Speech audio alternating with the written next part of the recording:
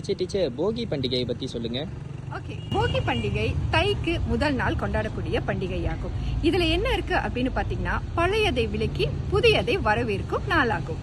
அதாவது பழையதை தீயிலிட்டு எரிப்பது அப்படின்னா என்னன்னு பாத்தீங்கன்னா, நம்மளுக்கு உபயோகப்படாத துணிகள், அதாவது கிழிந்த துணிகள் இருக்கும் இல்லையா, இது எல்லாத்தையுமே நாம தீயில் இட்டு எரிப்பதுதான் போகி பண்டிகை.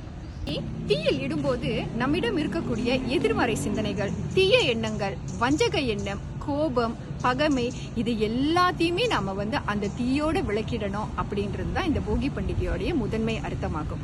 அதே சமயத்துல நம்ம கிட்ட இருக்கக்கூடிய தீய எண்ணங்கள் எல்லாமே விலகும் போது நமக்குள்ள ஒரு புதிய புத்துணர்வு கிடைக்கும். இந்த தை பிறந்தால் வழி பிறக்கும் அப்படின்னு சொல்லுவாங்க இல்லையா, அதே போல நம்மிடம் இருக்கக்கூடிய எல்லா எதிர்மறையான சிந்தனைகளும் போனதுக்கு பிறகு நம்ம கிட்ட சிறந்த சிந்தனைகள், சிறந்த ஆற்றல், நல்ல புத்துணர்வு, இது எல்லாம் பெருகி இந்த தை நாளை சிறப்பான தை நாளாக கொண்டாடுவோம். அதே போல நீங்களும் உங்ககிட்ட இருக்கக்கூடிய தீய எண்ணங்களையும் எதிர்மறை சிந்தனைகளையும் தீயிட்டு நாளை வரக்கூடிய தை முதல் நாளை சிறப்பாக வரவேற்க தயாராகுங்க.